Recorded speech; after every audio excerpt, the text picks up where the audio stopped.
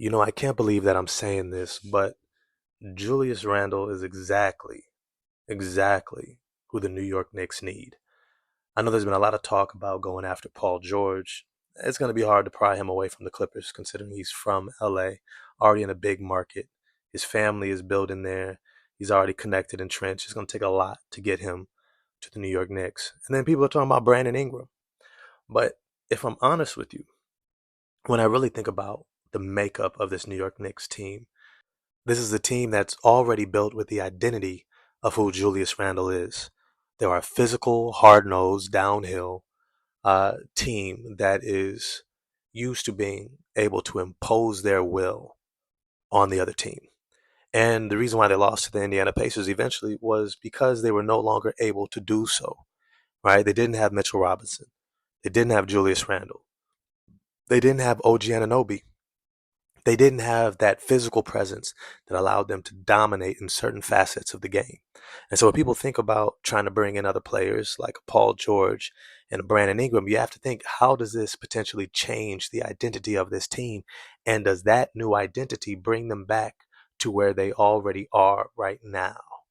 Right? You bring in a Brandon Ingram, you're not a physical, hard-nosed, downhill team any longer. You're a peripheral kind of finesse scoring team, right? You are a team that needs to put the ball in the hands of a dynamic playmaker and shot creator. And you already have one, but what happens when you have two whom you have to have the ball in their hands predominantly, right? Julius Randle, on the other hand, I think he's somebody who fits really well into this team, not just because he's a part of building what this team's identity is, but because I think with this new kind of Villanova boys crew that's there, I think the impetus for Julius Randle to be this high level offensive creator begins to shift. That you no longer need him to take as many shots. He doesn't need to try to generate as much offense. He can actually play through and with this other crew, right? He's got a great corner three shooter and guys who move off the ball. He's got other guys who can initiate offense like DiVincenzo and Hart, along with the Jalen Brunson. In fact, I think the area of his game that needs to be amplified all the more is his facilitation and his playmaking. Julius Randle needs to become somebody who is actually creating shots more for others than just himself. And in turn, it's going to make his shots that much easier.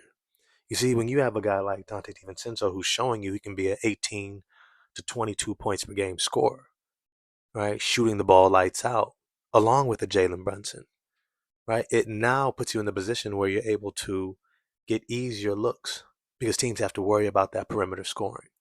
Or when you have an OG Anunoby and Dante DiVincenzo with Mitchell Robinson, you also now have elite defense.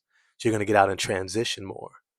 So you no longer have to be this kind of offensive hub for a half court setup, slow paced offense. You now have the ability to score easier, which I think that he is the perfect person for because he does amazing in transition.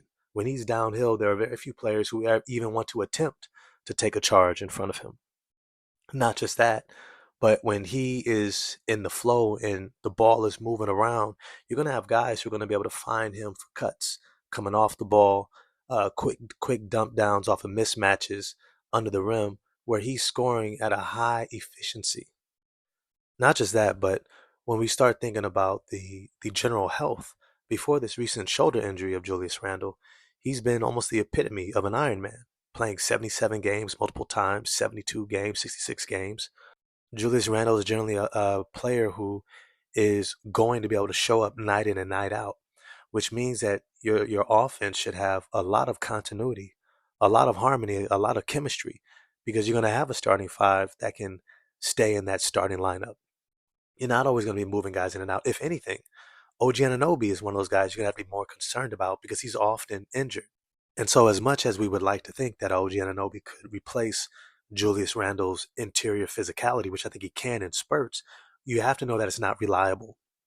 As they found out in these playoffs, he wasn't able to make it through. He got through a round, a half a round, and then he was out.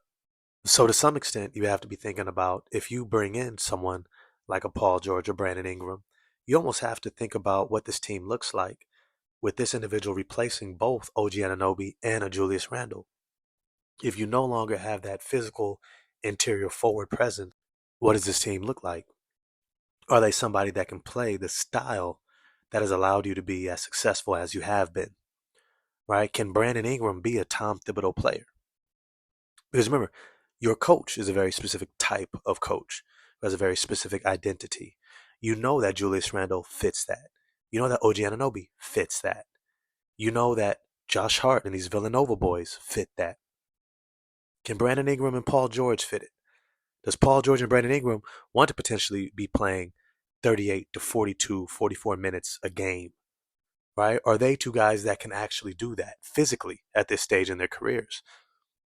And so when you're thinking about what fits or what's going to actually make them a contender, I think it's already here. And maybe it sounds like a theme, me talking about the Detroit Pistons and how they need to double down on the roster they already have. Many times, the very answers you seek for your team are already right there. You just have to maybe shift in how you're viewing it. But when I look at these Knicks teams, I'm looking at this team that, if they were healthy, I think they could have beat the Boston Celtics. I think their level of physicality, interior play, shot creation, shooting, their chemistry would have overwhelmed these Boston Celtics. I think they would have been more than able to control the boards, to be able to defend on the perimeter, to generate shots from the perimeter, 3-point shooting, scoring far more easily than the Boston Celtics would have been, and I could have seen them in the NBA Finals. And then who knows? Jalen Brunson showing that he can be potentially, not even potentially anymore. I think we've accepted he can be the best player potentially on a championship team. I want to say keep saying potentially because we haven't seen it yet, but everything that he's shown us lends to why he could be that guy. And so when we think about this team, before we make a huge move and bring in a different personality, a different style of play, somebody with a different makeup, we got to be careful that it's not going to shift the entire makeup of the team altogether, and if it's worth trying to do so. So at the end of the day, I think Julius Randle is already the best fit. I think because he hurt, it was an upper body injury and not a lower body injury. I think he's going to have great legs going into next season. I think he's going to be able to come in next year full of energy, full of life, ready to contribute to this winning. I think what they did in this year's playoffs, they're just going to build upon all the more. And because Jalen Brunson and Julius Randle are encroaching upon contract years, they're going to have every incentive to play at the top of their game. If anything, I got them as favorites to make the NBA Finals with as much fluctuation as you have with the Philadelphia 76ers, the Milwaukee Bucks, Boston Celtics. We all know what they are. They're always A minus, never an A plus, right? I don't see why the Knicks can't be in that conversation for next year.